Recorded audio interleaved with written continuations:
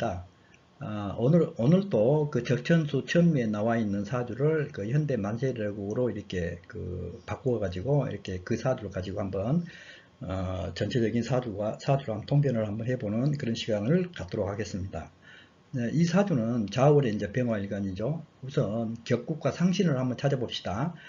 좌월의 병화. 좌월의 병화는 이게 개수가 이렇게 투출했죠. 그래서 이 정관격을 이루고 있고, 이 정관이 인성을 또 보고 있거든요. 인성도 이렇게 하기 때문에, 이 정관 패인격이다. 이렇게 이제 정관이 인성을 찾다. 이제 이렇게 이제 볼 수가 있겠죠. 그래서 정관이 격국용신이고, 간목이 이렇게 상신이다, 인성이 상신이다, 이렇게 이제 볼 수가 있고요.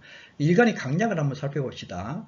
병화일간이 좌월에 이렇게 생겼기 때문에 이제 신령했죠. 그러나 득지를 했어요.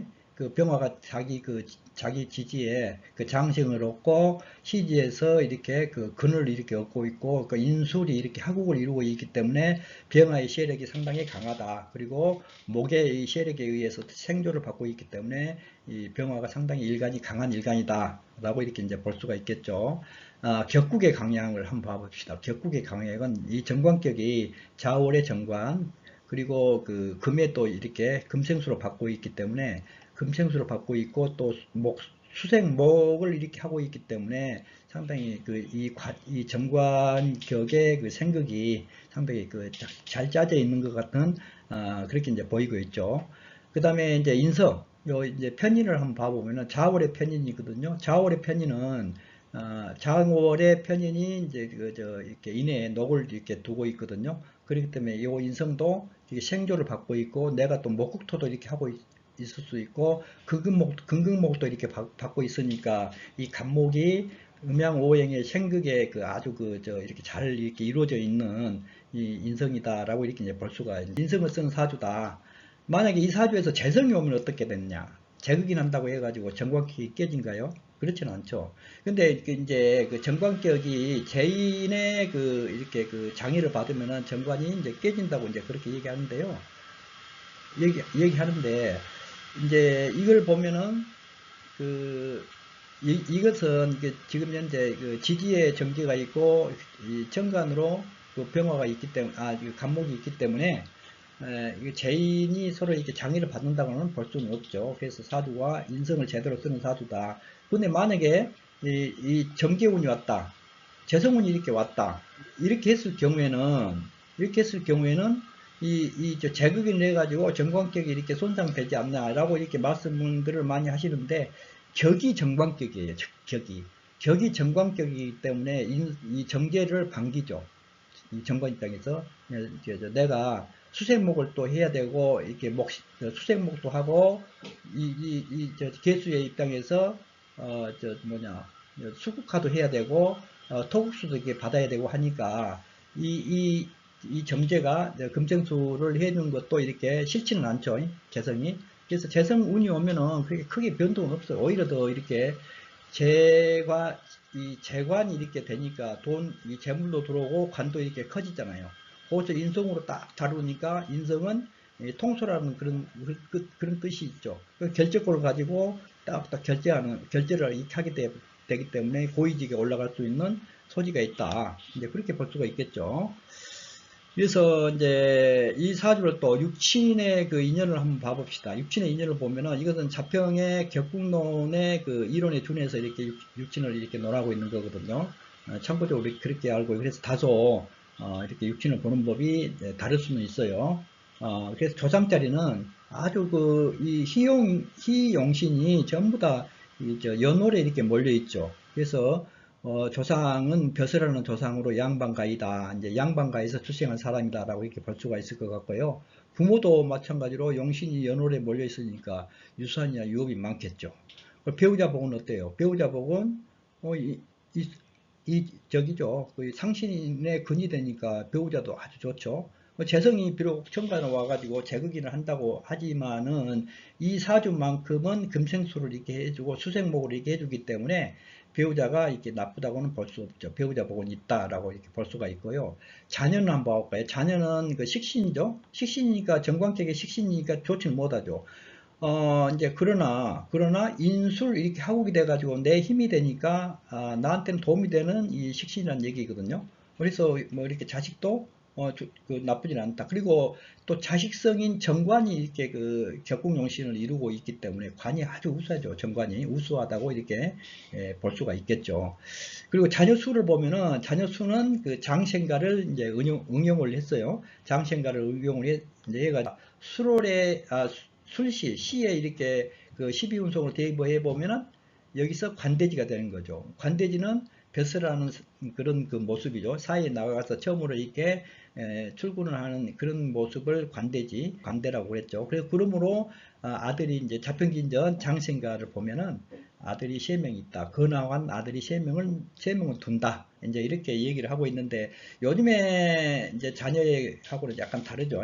이제 그렇게 보고 그 다음에 사회적인 그 역량 같은 것은 이 적격 정관폐인이고 하기 때문에 아주 그 사회적으로 역량이 있는 덕망이 있는 이런 그 팔자라고 이렇게 이제 볼 수가 있겠죠. 적천수천미 서희원 출판사에서 나온 책이고요. 홍보환 그 역주 그래서 페이지 292페이지 정신론에 나와 있는 사주를 가지고 이렇게 하고 있기 때문에 한번 이 책을 갖고 계신 분은 한번 그 찾아보세요. 한번 찾아보시고 한번 참고적으로 한번 보시기 바랍니다. 그리고 정신론으로 이렇게 임철철 선생이 해석을 해놨거든요. 대운을 보면은 이제 대운에 따라서 격국의 형태가 이제 변하게 되죠. 그때마다 상신이 이렇게 변하기 때문에 이제 어떨 때는 인성이 이렇게 좋았는데 인성이 상신이 돼가지고 좋았는데 인성이 상신이 안 되고 흉신으로 변하더라. 어떨 때는 또 개성이 또 흉신으로 변하더라. 이런 것들이 이제 세운에 따라서 대운에 따라서 다 변하기 때문에 그래서 세세하게 이게 격국의 그 성패를 먼저 보면서 세운을 이렇게 하나하나 대입해 나가면은 대입해 나가면서 이렇게 읽어주기만 하면 됩니다. 그러니까 읽어주면은 그대로 이렇게 다 맞게 돼 있거든요. 자, 계대운 한번 봐봐요. 계대운은 관살혼잡이죠. 이 관살혼잡이고 이 관이 상당히 세졌어요. 이때 관살혼잡이 세졌는데 이때는 재성이 상신이 되는 거예요. 이때는 왜 그럴까요? 이 관살이 굉장히 커졌어요. 개해에 인해합도 물론 되지만은 우선 저기가 계절이 겨울에 해월이기 때문에 일단은 이 관살혼잡이 이렇게 돼 있는데 그것을 인성으로 관살혼잡을 이렇게 처리하느냐 아니면 식신이 또 있잖아요. 아주 건강한 식신이 하나 좋은 식신이 하나 있는데 요걸 써가지고 이 관살을 이렇게 제어해 주는 것이 아주 더 효과적이죠. 일품이죠. 그런데 이때는 이 편인이 이제 제어를 이렇게 하고 있거든요. 방해를 하고 있거든요. 식신이 제사를 하려고 하고 있는데 그래서 이때는 이 정제에 금이 근근목을 해가지고 그 식신을 이렇게 살려내서 이 살을 이렇게 치는 이 관살을 이렇게 드러내는 이런 용법으로 변하죠. 그렇기 때문에 계대운에는 이제 재성이 이렇게 우수하게 이제 좋은 노릇을 하니까 부친의 사업이 잘 풀려 나갔다. 라고 이렇게 읽을 수가 있잖아요. 그렇게 보시고요. 임술대운의 임대운도 마찬가지죠. 임대운도 관살혼잡인데 식신으로 이렇게 퇴치를 해야 되고, 술대운이 오면은 도리어 이제 또 그때는 다시 간목이 이렇게 식신토를 극해서 정관을 살려주는 그런 운으로 또 이렇게 변하겠죠. 이 상신들이 이게 상신은 이렇게 대운에 따라서 이렇게 변하기 때문에 그걸 잘 변하는 것을 잘 보고 이렇게 통변을 해야 된다라고 이렇게 말씀을 이제 드릴 수가 있어요. 그러니까 신유대운을 한번 봐봐요. 이게 재성운이죠. 신유 경신운으로 통틀어서 말씀을 드리는데요. 경신운은 여기는 재성운이죠. 재성운은 제극인에서 사주가 흉할 것 같지만은 그렇진 않아요. 금생수 수생목 이렇게 해주거든요. 수가 정관격이기 때문에 금의 세력을 이렇게 내가 받아들이죠. 정관이. 그래서 수생목을 이렇게 인성을 이렇게 생해서 인성이 다시 나한테 이렇게 들어오고 이 식신은 다시 또 이 전체 사주를 이게 기를 이렇게 소통시켜주는 그러한 기능도 하고 있다라고 이렇게 이제 볼 수가 있거든요.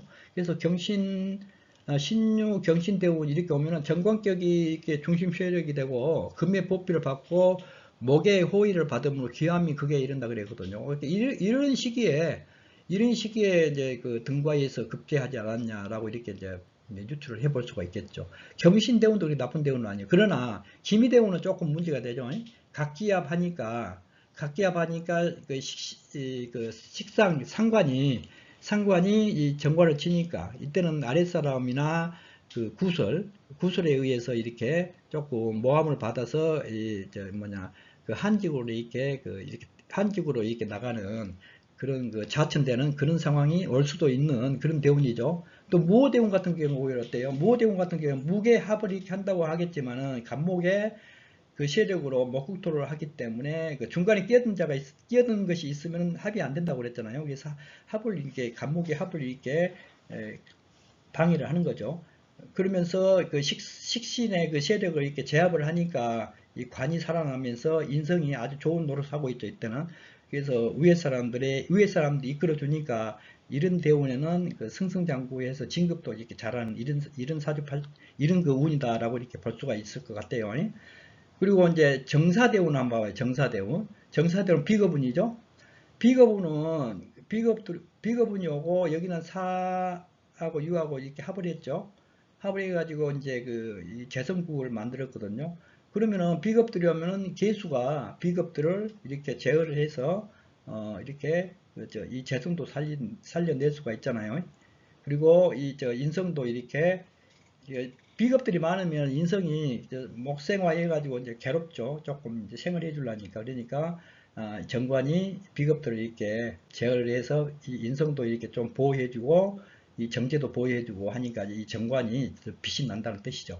이럴 때도 진급도 되면서 승승장구하는 그런 운기가 된다는 뜻이거든요. 자, 그리고요, 그 적전수 천미에 이제 말씀이 나왔으니까 적전수 천미 정신론을 이제 그 간략하게 한번 소개를 해 드릴게요. 그 이제 이게 보면은 한 문장으로 딱 이렇게 돼 있거든요. 인유정신, 불가 이일편구야, 요지, 손지, 익지, 듣기 중, 이렇게 이제 그 단편의 이 얘기를 이 사주에는 정과 신이 있으니 한쪽으로 치우쳐 구하는 것은 불가하다. 덜 것은 덜고, 보탤 것은 보태는데 그 중요한 것은 중화를 얻는 데 있다. 이렇게 이제 한 문장으로 되어 있는 것을요, 유병원 선생이 이것을 그 목화금수의 생극제와 이론으로 이렇게 해석을 하는 이런 전체적인 그런 뜻으로 이렇게 해석을 했거든요. 그래서 오행은 이제 정기와 신기는 다 원기이다. 오행은 대체로 금수를 정기로 하고 목화를 신기로 하며 토는 실체가 된다. 이제 이랬거든요. 아주 훌륭하신 그 장군이고, 관료고, 공부를 엄청나게 많이 하신 분이거든요. 그런 분이 이것을 갖다가 해석해요. 유병은 그리고 육체를 혼백이라고 그러죠. 혼백, 정신 이렇게 나눠지잖아요. 혼은 이 목이 되는 것이고요. 이 동쪽에는 목이 되는 것이고, 백은 금이 되는 것이고, 그 다음에 신은 정신이에요. 그러니까 신은 그 화가 되는 거죠. 화가 되고 정은 수가 되는 거예요. 정이 이렇게 과하게 돼 있고 수가 이렇게 잘 저기 되어 있으면은 이 사람이 그 혼백이 아주 그 건강하잖아요. 혼백이 건강하면 또 정신이 또 건강하잖아요. 그래서 수화 목급의 관계가 바로 그 정신론의 그 실체예요. 그러니까 이 말은 뭔 말이냐? 생극계화의 그 이론이고 중화를 얻어라. 생극계화 중에서도 많은 것은 많고 수가 많으면은 그 화가 와가지고 도와주고 드러내고 뭐 이런 관계를 얘기하고 있는 것인데 여기서 뭐 엄청 어렵게 이거 하면 이거 혼비백산 이렇게 얘기하고 있잖아요. 혼은 날아가서 이렇게 흩어지고 그렇게 목화거든요. 목이 이제 그 혼이라고 그랬죠. 그리고 이제 그 기운이 그 신이 정신 이렇게 할 때 아니요. 저기 할 때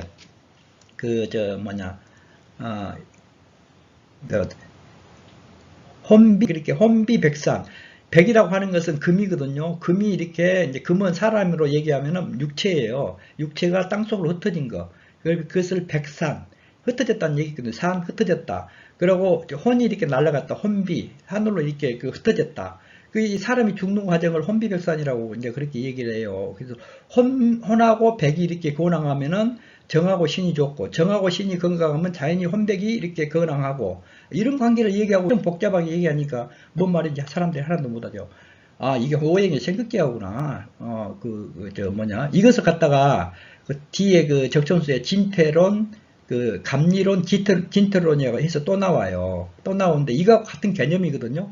정확 그 상생, 그 수생모, 목생화, 화생토, 토생금, 금생수, 이거 뭐 익히 뭐 수백 번을 들어서 다 아시겠죠? 낙서의 생극, 요놈하고 요놈하고 두 개 딱 겹쳐봐요. 어떻게 되는가? 이렇게 딱 겹치면은 생극 해가지고 10번을 이렇게 움직이잖아요. 음양오행이잖아요. 그래서 5번 행해가지고 열을 이렇게 만들어내는 것이 음양오행의 생극재화의 논리인데, 음양오행 생극재화의 결과물이 사상이잖아요.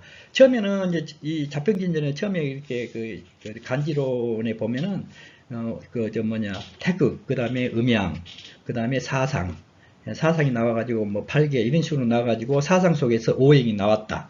오행은 다시 또 사상을 만들어낸다. 이 사상의 그 개념이 그 봄, 여름, 가을, 겨울 그거예요. 봄, 여름, 가을, 겨울 사상 체계가 그거거든요.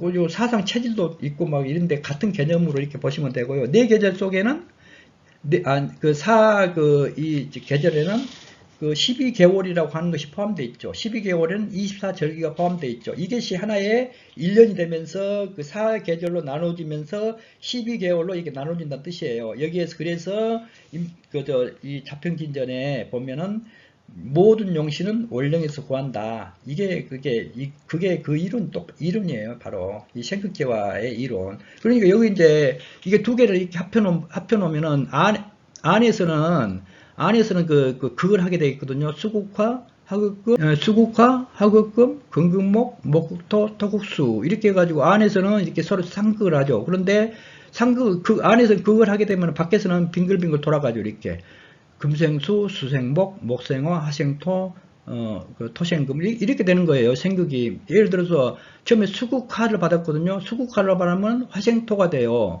화생토. 그러면 그 다음에 토국수를 받으면 그걸 받으니까 수생목이 돼요. 수생목이 되면 목국토 하면 토생금이 돼요.